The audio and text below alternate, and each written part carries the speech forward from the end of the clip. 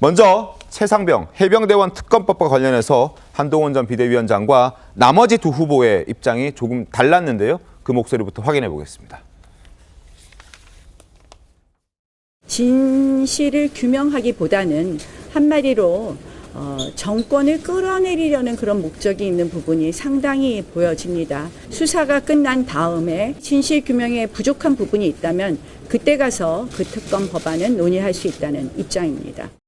최상병 특검과 관련해서는 국민들의 의구심을 풀어드릴 만한 여러 번의 기회를 아쉽게도 실기했다고 생각합니다. 진실 규명을 위한 특검을 우리 국민의힘이 나서서 추진해야 한다는 것이 제 생각입니다. 그것이 우리 윤석열 정부와 우리 국민의힘을 진정으로 살리는 길이라고 저는 생각합니다.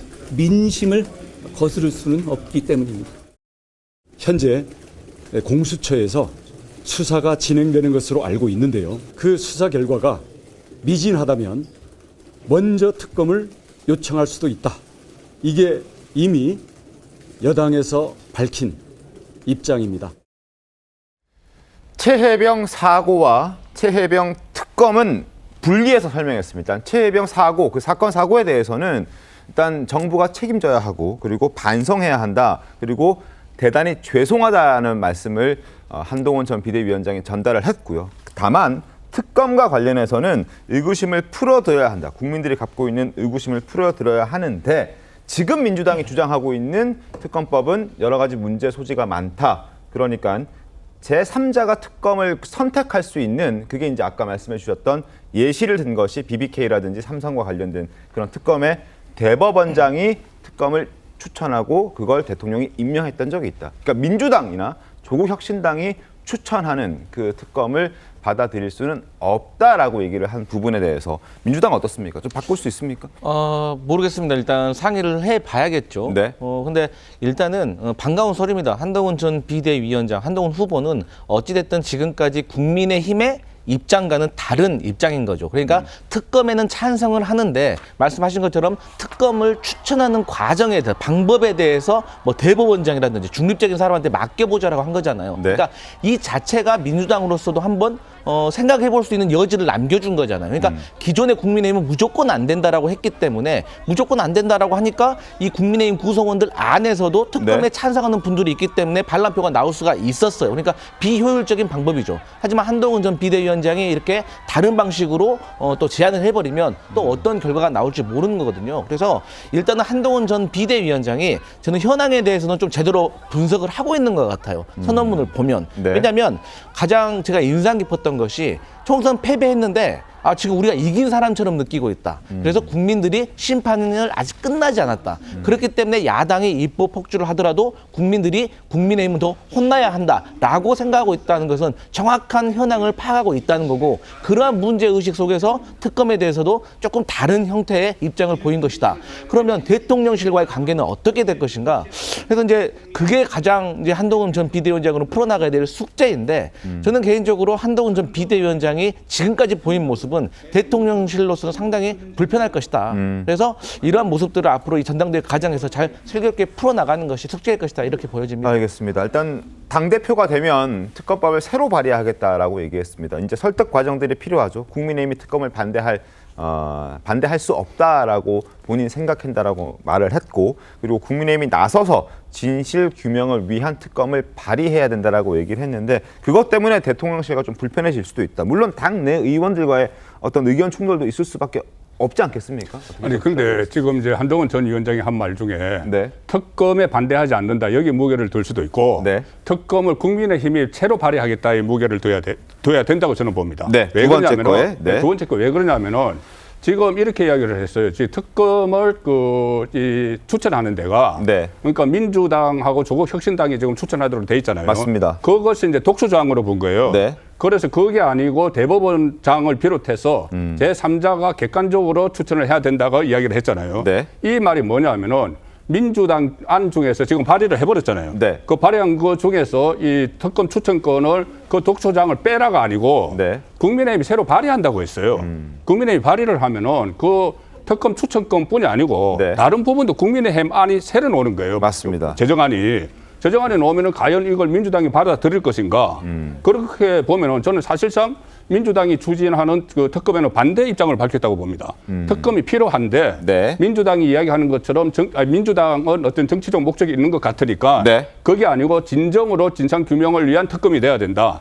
그 특검이라면은 이 공수처 수사가 끝나기 전에도 할 수 있다. 네. 근데 이 다른 두 후보는 공수처 수사가 끝나야지 할 수 있다는데 맞습니다. 끝나기 전에도 할 수 있지만 그 특검을 법안은 국민의힘이 발의한다요. 그러면 이 특검 추천권 2개뿐이 아니고 예를 들어서 뭐 수사 그 특검 기간이나 네. 특검의 대상이나 네. 아니면 특검 규모나 이런 게 국민의힘 주도를 하겠다는 거니까 민주당이 절대 안 받아들일 걸로 저는 봐요. 네. 그렇다면 이것은 민주당이 추진하는 특검은 반대했다 이렇게 보는 게 저는 맞다고 봅니다. 특검을 받아들여야 한다라는 게 아니라 특검을 안 할 수 없으니 우리 국민의힘이 발의하겠다. 뭐 여기에 방점을 찍어야 거기에 된다. 방점을 이 찍었다고 말씀이신 저는 거죠. 봅니다. 소자 변호사님 어떻게 보셨어요? 뭐 그렇게 해석이 충분히 가능할 수도 있겠습니다만은 어찌됐든 간에 뭐 지금 국민의힘에서 발의를 한다고 하더라도 이게 네. 단독으로 통과는 안 됩니다. 정청래 의원이 또 법사위원장으로 그러기도 있고요. 하고 네. 뭐 150석 이상이 과반이 통과돼야 되는데 네. 108석밖에 없는 상황에서는 어찌되었건 지금 민주당에서 발의한 안, 그다음에 이제 뭐 이게 그 한동훈 비대위원장이 당대표가 된다고 한다면 그때 발의를 하게 되면 모르겠습니다. 그 전에 이제 민주당 안이 통과가 될 것 같긴 하지만은 네. 만약에 안 된다고 한다면 이 부분과 관련해서 협상은 가능하다는 거거든요. 그러니까 이게 무작정 반대다. 저는 네. 그렇게 생각하지는 않아요. 그러니까 민주당 안을 다 반대한다. 이렇게 보지는 않고 그 중에서 그 내용 중에서 어떠한 그 특별검사의 추천권 만 관련해서만 지금 어찌 보면 협상의 여지를 열어놨다고 볼 수도 있는 네, 것이거든요. 네, 네. 어찌됐든 중요한 것은 특검을 한다는 거예요. 맞습니다. 한다는 거에 방점을 두고 저는 한동훈 비대위원장이 기존의 어떤 그 대통령과 그다음에 국민의힘 기존의 입장에서 굉장히 진일보한 저는 결정을 했다라고 봅니다. 알겠습니다.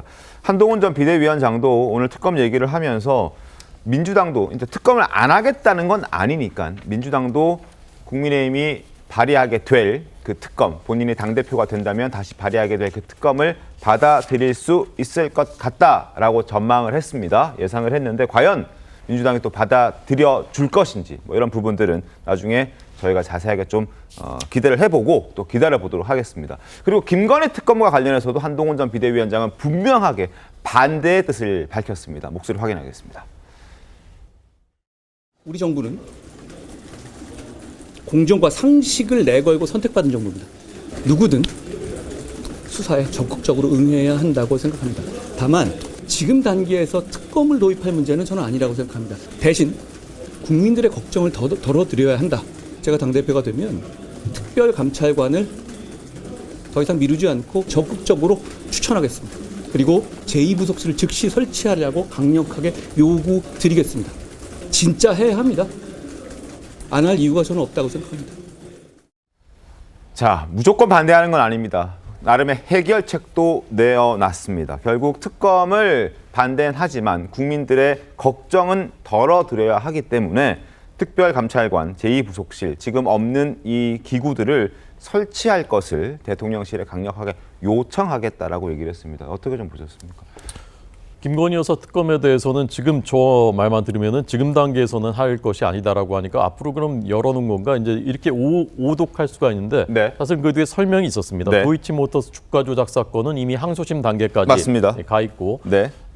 그다음에 이제 그 디올백 사건은 사실관계는 다 드러났기 때문에 법리적 판단만 남았으니 특검이 필요 없다라고 이제 이 김건희 여사 특검에 대해서는 반대 입장을 명확히 한 거고요. 맞습니다. 그다음에 이제 제2부속실하고 그다음에 특별감찰관은 이미 대통령실에서도 이것은 특별감찰관은 국회가 추천하는 거니까 추천하십시오. 그럼 우리가 임명하겠습니다라는 입장을 밝힌 바 있고요. 네. 제2부속실도 긍정적으로 검토하겠다는 입장을 밝힌 바 있었습니다. 그래서 이것은 대통령실과 정면으로 각을 세우지 않으면서도 지금보다는 약간 더 이제 나아간 국민들의 그 눈높이에 좀 더 맞추는 그런 입장 표명, 정무적으로 아마 굉장히 많이 고민해서 이제 내놓은 네. 답변이었다고 저는 봤습니다. 알겠습니다. 도이치모터스 항소심 판결, 주범에 대한 항소심 판결이 임박해 있다. 그리고 가방과 관련해서는 법리에 대한 해석만 남은 상황이기 때문에 특검을 할 단계가 아니다라는 입장인데 여기에 대해서 민주당 어떻습니까?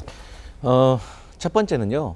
이 감찰관을 임명을 하고 또 제2부속실을 설치한다고 해서 지나간 과거의 잘못이 없어지는 건 아니다. 이게 저는 민주당의 입장이라고 생각을 합니다. 그러면 과거에 어떤 잘못을 했는가에 대해서 살펴봐야 될 거 아닙니까? 근데 거기에 대해서 방법론으로 지금 특검을 도입할 것이냐, 아니면 뭐 검찰 수사를 지켜볼 것이냐, 경찰 수사를 지켜볼 것이냐, 이런 문제인데 어찌됐건 이 방법론에 대해서도 민주당에서 많은 분들은 특검을 해야 된다고 주장을 하고 있지만 또 일부에서는 최혜병 특검과 관련해서 일단 결과를 만들어 놓고 거기 그 다음 이후에 국민들의 여론을 동조받아서 김건희 여사 특검에 대해서도 추진할지 말지를 조금 지켜봐야 된다는 의견도 분명히 있다는 점. 그 이유는 우리가 특검 하면은 특검에 대한 피로감이 너무 많기 때문인 거거든요. 그래서 다시 정리를 해서 드리면 뭐 특별 감찰관을 임명하고 제2부속실을 설치한다고 해서 지나간 과거에 잘못이 만약에 있었다면 그게 묻어질 수는 없는 것이다. 이런 입장입니다. 알겠습니다.